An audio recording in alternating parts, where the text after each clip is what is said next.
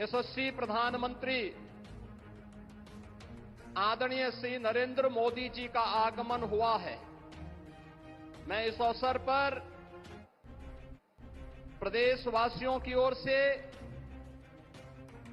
प्रयागराज वासियों की ओर से आदरणीय प्रधानमंत्री जी का हृदय से स्वागत करता हूं, अभिनंदन करता हूं।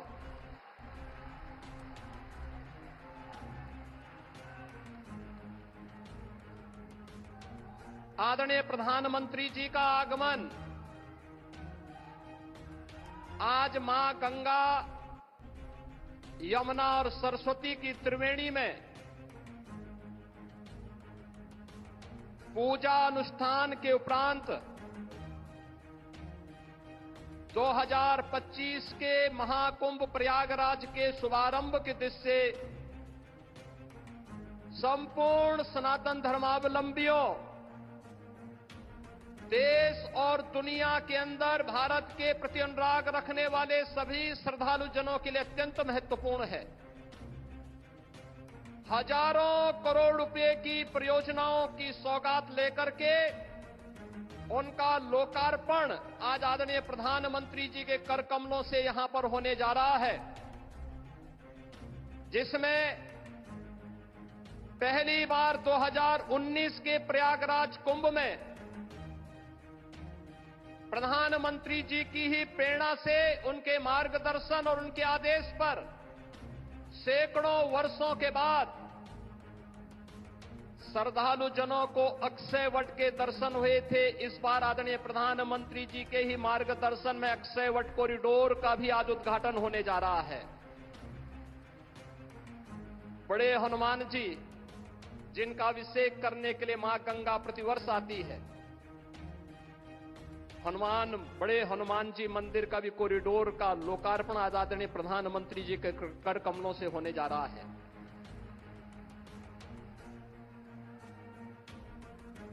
सरस्वती कूप, जिस त्रिवेणी में अदृश्य रूप में मां सरस्वती वास करती है, पहली बार श्रद्धालु जनों को 2019 में सरस्वती कूप के भी दर्शन हुए थे और वह भव्य रूप आज यहां पर सरस्वती कूप कॉरिडोर के लोकार्पण के साथ होगा। भगवान राम जब वनवास के लिए निकले थे, सबसे पहले मैत्री का हाथ बढ़ाया था निषाद राज ने। श्रृंगवेरपुर में आदरणीय प्रधानमंत्री जी की प्रेरणा से आज भगवान राम और निषाद राज की 56 फुट ऊंची प्रतिमा और कॉरिडोर का लोकार्पण भी आदरणीय प्रधानमंत्री जी के कर कमलों से होने जा रहा है।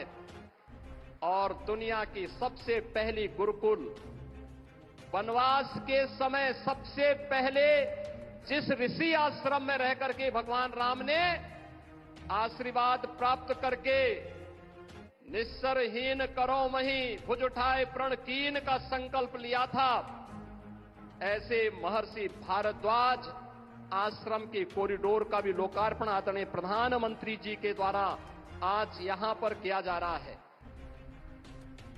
कुंभ कैसे होना चाहिए? कुंभ भव्य भी हो, दिव्य भी हो, स्वच्छ भी हो, सुरक्षित भी हो, सुव्यवस्थित भी हो। यह परिकल्पना आदरणीय प्रधानमंत्री जी ने 2019 में दी और इस बार का कुंभ भव्य भी, दिव्य भी और डिजिटल कुंभ के रूप में कैसे होना है, यह भी आदरणीय प्रधानमंत्री जी की प्रेरणा से प्रयागराज शहर, आसपास के जनपदों और दुनिया के सबसे बड़े अस्थायी शहर के रूप में प्रयागराज कुंभ के इस महाकुंभ के शुभारंभ की दृष्टि से आज आदरणीय प्रधानमंत्री जी हजारों करोड़ रुपए की अस्थायी परियोजनाओं का शुभारंभ अपने कर कमलों से कर रहे हैं। बहनों और भाइयों, मैं इस अवसर पर आदरणीय प्रधानमंत्री जी का, उनके मार्गदर्शन के प्रति कृतज्ञता ज्ञापित करता हूं। पूरे प्रदेशवासियों की ओर से, उस हर श्रद्धालु की ओर से जो आज प्रयागराज आकर के अभिभूत होता है, उस प्रत्येक श्रद्धालु जन की ओर से भी उनके प्रति आभार व्यक्त करता हूं। और आप सभी की ओर से आदरणीय प्रधानमंत्री जी का हृदय से अभिनंदन करता हूं, स्वागत करता हूं। इस अवसर पर प्रदेश की माननीय राज्यपाल आदरणीय श्रीमती आनंदीबेन पटेल जी भी उपस्थित हैं। उनके मार्गदर्शन के लिए हृदय से आभार व्यक्त करते हुए मैं उनका भी हृदय से स्वागत और अभिनंदन करता हूं। इस संपूर्ण कार्यक्रम को सफलता की नई ऊंचाई तक पहुंचाने के लिए और प्रयागराज कुंभ में एक स्वयंसेवक के रूप में कार्य करने वाली जो हमारी टीम है, जिनमें हमारे दोनों डिप्टी सीएम इसी माटी के सपूत श्री केशव प्रसाद मौर्य जी हैं, डिप्टी सीएम जो स्वास्थ्य की सुविधाओं को लेकर के पूरी प्रतिबद्धता के साथ कार्य कर रहे हैं, श्री ब्रजेश पाठक जी हैं। प्रदेश में अविरल और निर्मल गंगा के दर्शन हो, पर्याप्त मात्रा में जल मिले और इस पूरे कार्यक्रम के प्रभारी के रूप में भी प्रदेश के जल शक्ति मंत्री श्री स्वतंत्र देव सिंह जी हैं। प्रदेश अध्यक्ष चौधरी भूपेंद्र सिंह जी हैं। प्रदेश सभी माननीय विधायकगण, अन्य सम्मानित जनप्रतिनिधिगण जो पूरे कार्यक्रम में एक स्वयंसेवक के रूप में लग करके महाकुंभ प्रयागराज को सफलता की नई ऊंचाई तक पहुंचाने के लिए प्रतिबद्ध हैं, इन सभी माननीय जनप्रतिनिधियों और आप सभी प्रयागराज वासियों की ओर से विशेष रूप से महाकुंभ प्रयागराज के शुभारंभ के लिए आदरणीय प्रधानमंत्री जी का आगमन हुआ है। ठीक एक महीने के बाद 13 जनवरी से प्रयागराज महाकुंभ का शुभारंभ होगा।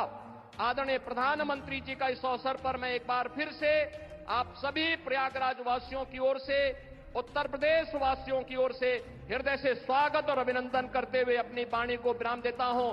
धन्यवाद। जय हिंद। प्रयागराज में संगम की इस पावन भूमि को मैं श्रद्धापूर्वक प्रणाम करता हूं।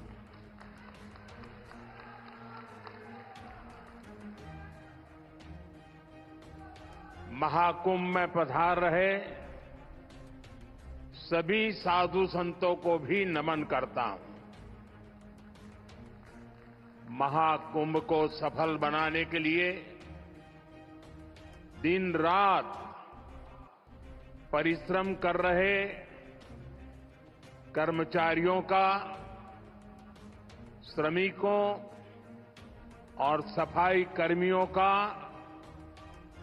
मैं विशेष रूप से अभिनंदन करता हूं। विश्व का इतना बड़ा आयोजन, हर रोज लाखों श्रद्धालुओं के स्वागत और सेवा की तैयारी, लगातार 45 दिनों तक चलने वाला महायज्ञ, एक नया नगर बसाने का महाअभियान प्रयागराज की इस धरती पर एक नया इतिहास रचा जा रहा है।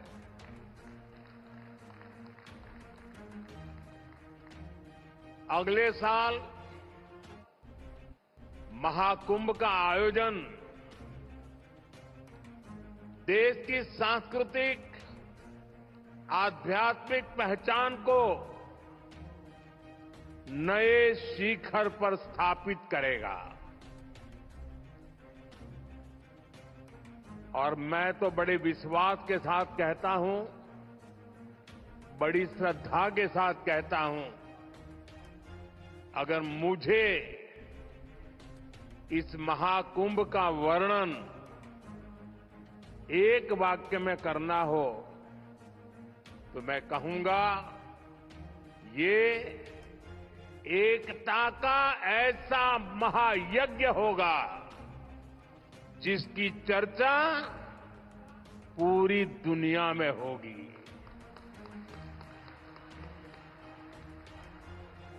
मैं इस आयोजन की भव्य और दिव्य सफलता की आप सभी को शुभकामनाएं देता हूं। साथियों, हमारा भारत पवित्र स्थलों और तीर्थों का देश है।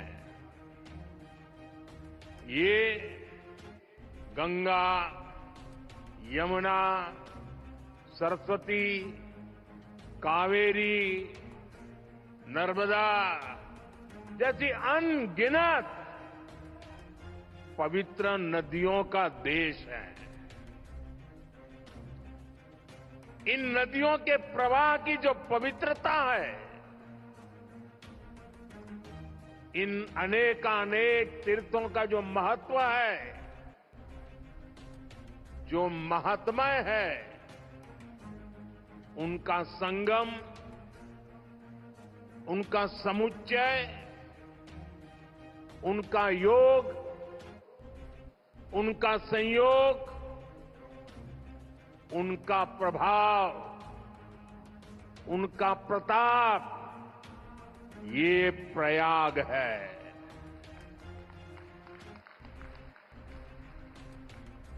ये केवल 3 पवित्र नदियों का ही संगम नहीं है। प्रयाग के बारे में कहा गया है, माघ मकरगत रवि जब होई, तीरथ पति ही आव सब कोई।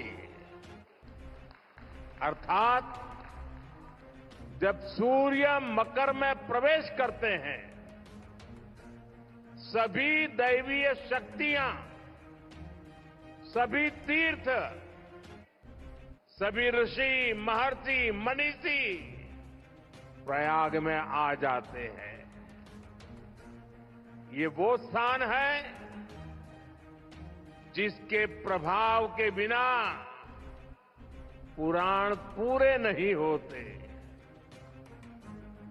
प्रयागराज वो स्थान है जिसकी प्रशंसा वेद की ऋचाओं ने की है।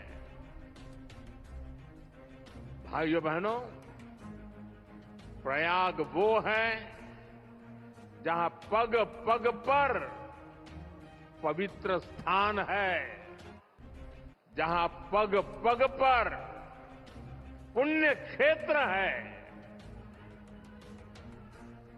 त्रिवेणीम माधवम सोमम भरद्वाजम च वासुकिम वंदे अक्षयवटम शेषम प्रयागम तीर्थनायकम। अर्थात त्रिवेणी का त्रिकाल प्रभाव, वेणी माधम की महिमा, सोमेश्वर के आशीर्वाद, ऋषि भारद्वाज की तपोभूमि, नागराज वासुकी का विशेष स्थान, अक्षय वट की अमरता और शेष की अशेष कृपा, ये है हमारा तीर्थराज प्रयाग।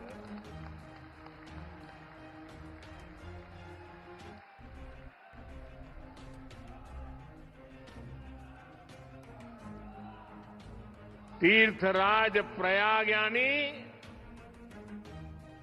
चारी पदारथ भरा भंडारू, पुण्य प्रदेश देश अति चारू। अर्थात जहां धर्म, अर्थ, काम, मोक्ष चारों पदार्थ सुलभ है, वो प्रयाग है। प्रयागराज केवल एक भौगोलिक भूखंड नहीं है, ये एक आध्यात्मिक अनुभव क्षेत्र है। ये प्रयाग और प्रयाग के लोगों का ही आशीर्वाद है कि मुझे इस धरती पर बार बार आने का सौभाग्य मिलता है।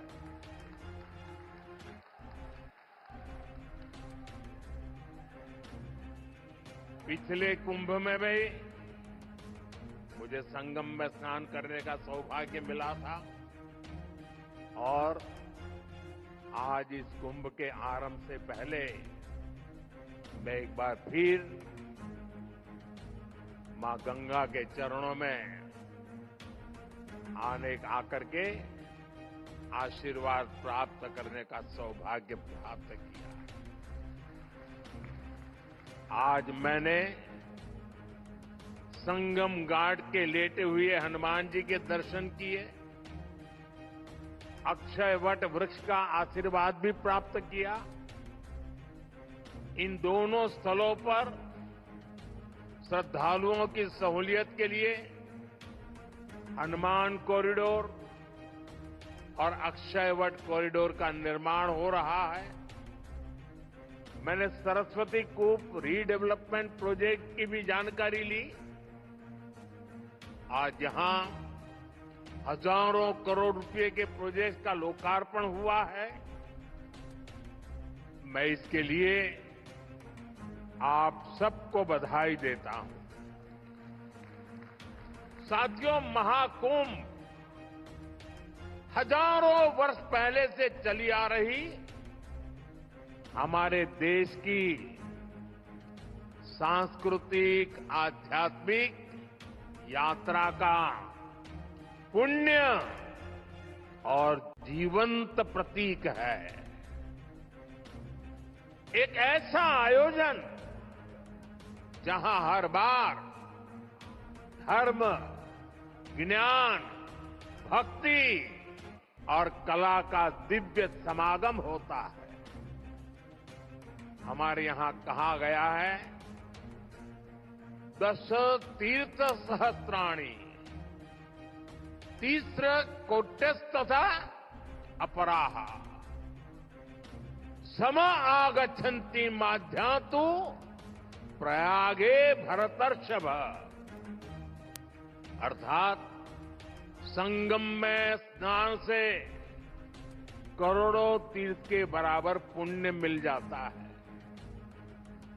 जो व्यक्ति प्रयाग में स्नान करता है वो हर पाप से मुक्त हो जाता है।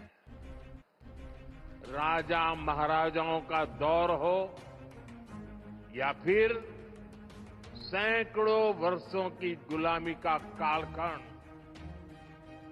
आस्था का ये प्रवाह कभी नहीं रुका। इसकी एक बड़ी वजह यह रही है कि कुंभ का कारक कोई बाह्य शक्ति नहीं है।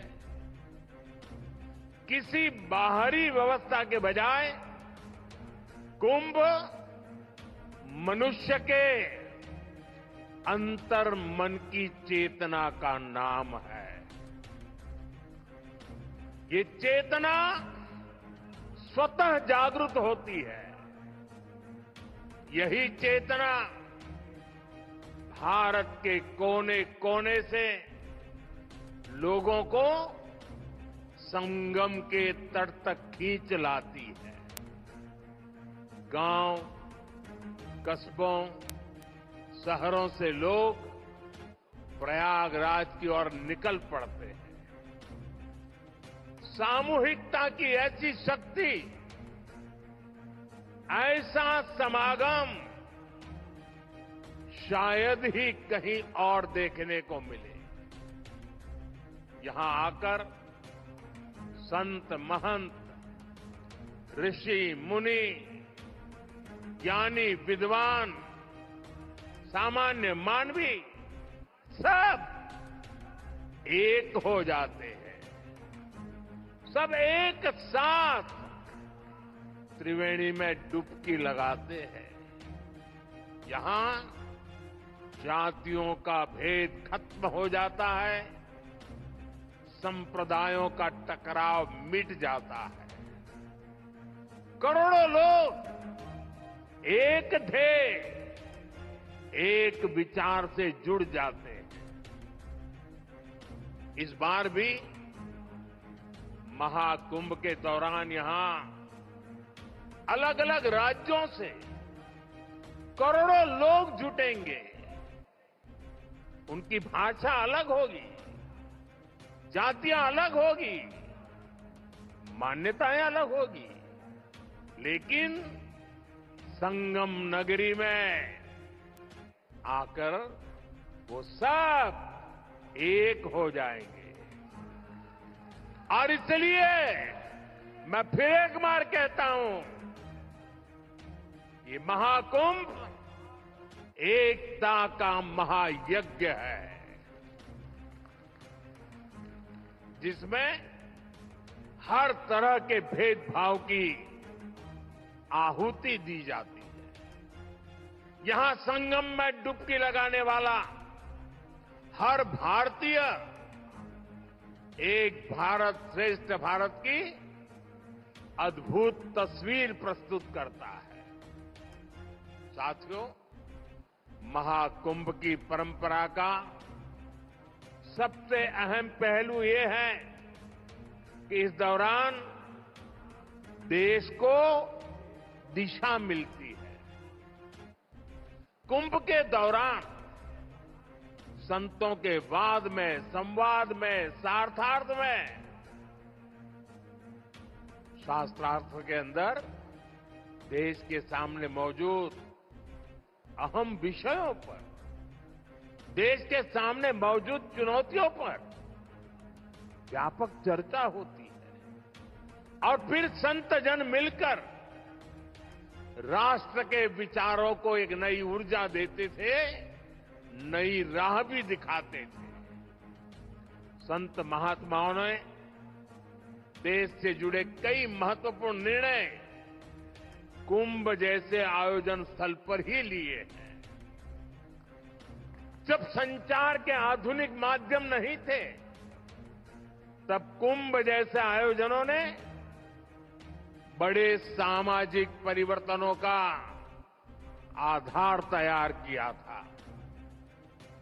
कुंभ में संत और ज्ञानी लोग मिलकर समाज के सुख दुख की चर्चा करते थे, वर्तमान और भविष्य को लेकर चिंतन करते थे। आज भी कुंभ जैसे बड़े आयोजनों का महात्म्य वैसा ही है। ऐसे आयोजनों से देश के कोने कोने में समाज में सकारात्मक संदेश जाता है। राष्ट्र चिंतन की ये धारा निरंतर प्रवाहित होती है। इस आयोजन के नाम अलग अलग होते हैं, पड़ाव अलग अलग होते हैं, मार्ग अलग अलग होते हैं, लेकिन यात्री एक होते हैं, मकसद एक होता है। साथियों, कुंभ और धार्मिक यात्राओं का इतना महत्व होने के बावजूद पहले की सरकारों के समय इनके महात्म्य पर ध्यान नहीं दिया गया। श्रद्धालु ऐसे आयोजनों में कष्ट उठाते रहे, लेकिन तब की सरकारों को इससे कोई फर्क नहीं पड़ता था। इसकी वजह थी कि भारतीय संस्कृति से, भारत की आस्था से उनका लगाव नहीं था। लेकिन आज केंद्र और राज्य में भारत के प्रति आस्था, भारतीय संस्कृति को मान देने वाली सरकार है। इसलिए कुंभ में आने वाले श्रद्धालुओं के लिए सुविधाएं जुटाना डबल इंजन की सरकार अपना दायित्व समझती है। इसलिए यहां केंद्र और राज्य सरकार ने मिलकर हजारों करोड़ रुपए की योजनाएं शुरू की है। सरकार के अलग अलग विभाग जिस तरह महाकुंभ की तैयारियों को पूरा करने में जुटे हैं, वह बहुत ही सराहनीय है। देश दुनिया के किसी कोने से कुंभ तक पहुंचने में कोई दिक्कत न हो, इसके लिए यहां की कनेक्टिविटी पर विशेष फोकस किया गया है। अयोध्या, वाराणसी, रायबरेली, लखनऊ से प्रयागराज शहर की कनेक्टिविटी को बेहतर किया गया है। मैं जिस whole of the government approach की बात करता हूं, उन महाप्रयासों का महाकुंभ भी इस थली में नजर आता है। साथियों, हमारी सरकार ने विकास के साथ साथ विरासत को भी समृद्ध बनाने पर फोकस किया है। आज देश के कई हिस्सों में अलग अलग टूरिस्ट सर्किट विकसित किए जा रहे हैं। Ramayan circuit, Shri Krishna circuit, Buddhist circuit, Tirthankar circuit, इनके माध्यम से हम देश के उन स्थानों को महत्व दे रहे हैं जिन पर पहले फोकस नहीं था। स्वदेश दर्शन योजना हो, प्रसाद योजना हो, इनके माध्यम से तीर्थ स्थलों पर सुविधाओं का विस्तार किया जा रहा है। अयोध्या के भव्य राम मंदिर ने पूरे शहर को कैसे भव्य बना दिया है, हम सब इसके साक्षी हैं। विश्वनाथ धाम, महाकाल, महालोक, इसकी चर्चा आज पूरे विश्व में है। यहां अक्षय वट कॉरिडोर, हनुमान मंदिर कॉरिडोर, भारद्वाज ऋषि आश्रम कॉरिडोर में भी इसी विजन का प्रतिबिंब है।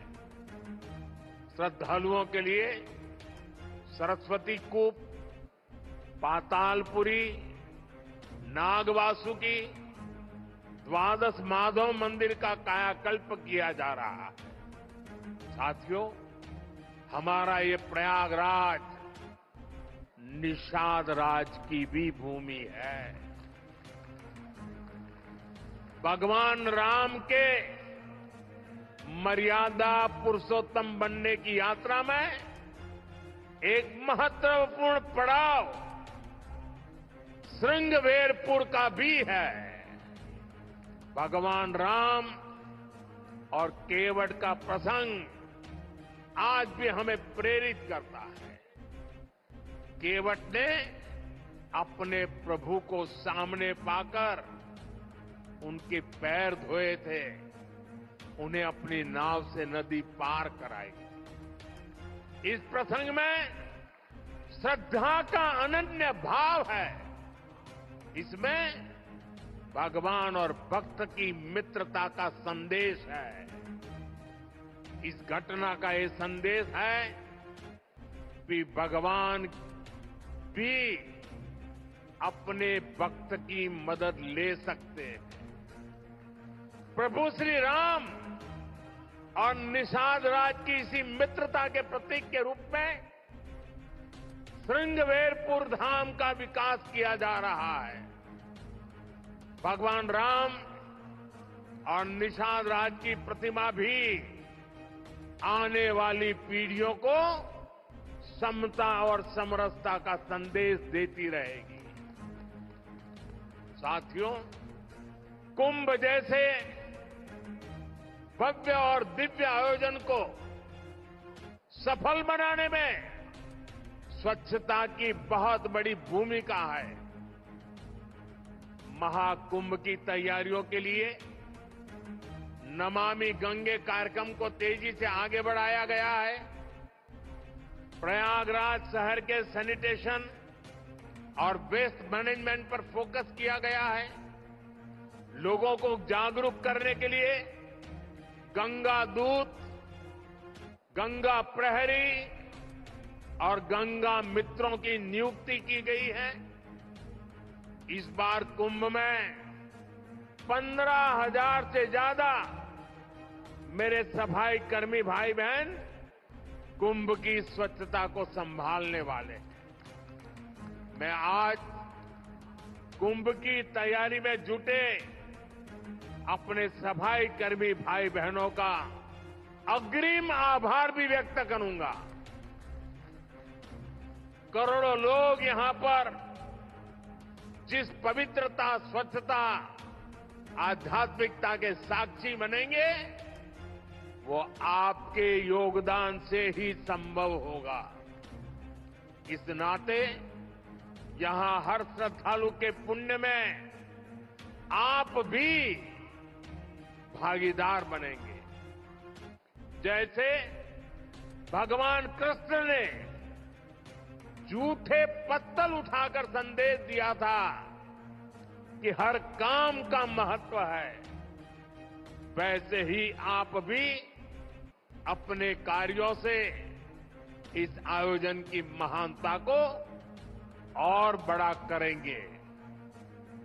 ये आप ही हैं जो सुबह सबसे पहले ड्यूटी पर लगते हैं और देर रात तक आपका काम चलता रहता है।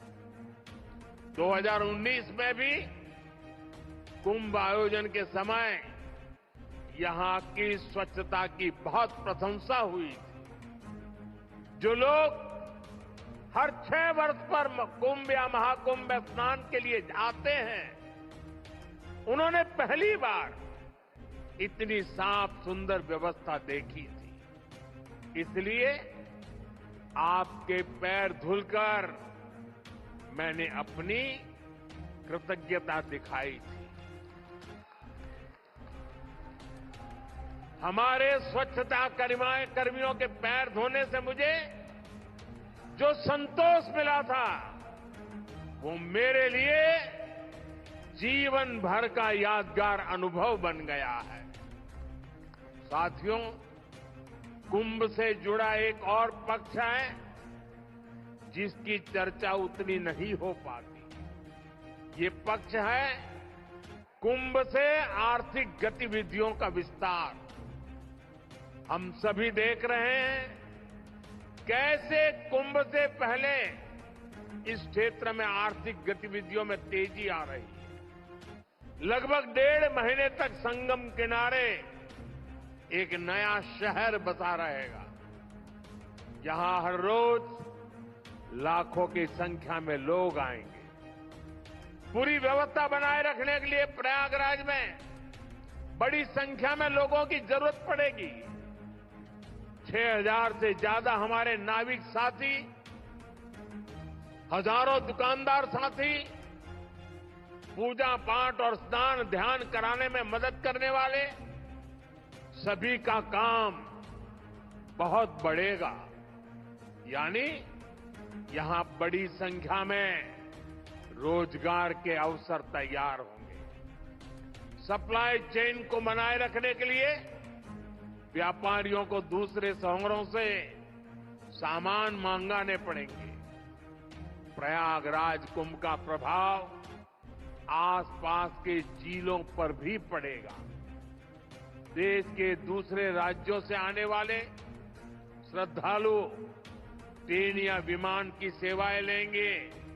इससे भी अर्थव्यवस्था में गति आएगी। यानी महाकुंभ से सामाजिक मजबूती तो मिलेगी ही, लोगों का आर्थिक सशक्तिकरण भी होगा।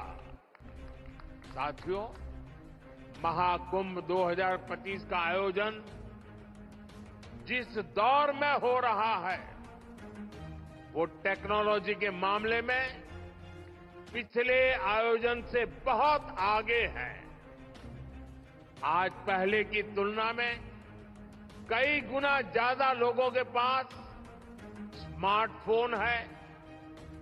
2013 में डेटा आज की तरह सस्ता नहीं था। आज मोबाइल फोन में यूजर फ्रेंडली एप्स हैं जिसे कम जानकार व्यक्ति भी उपयोग में ला सकता है।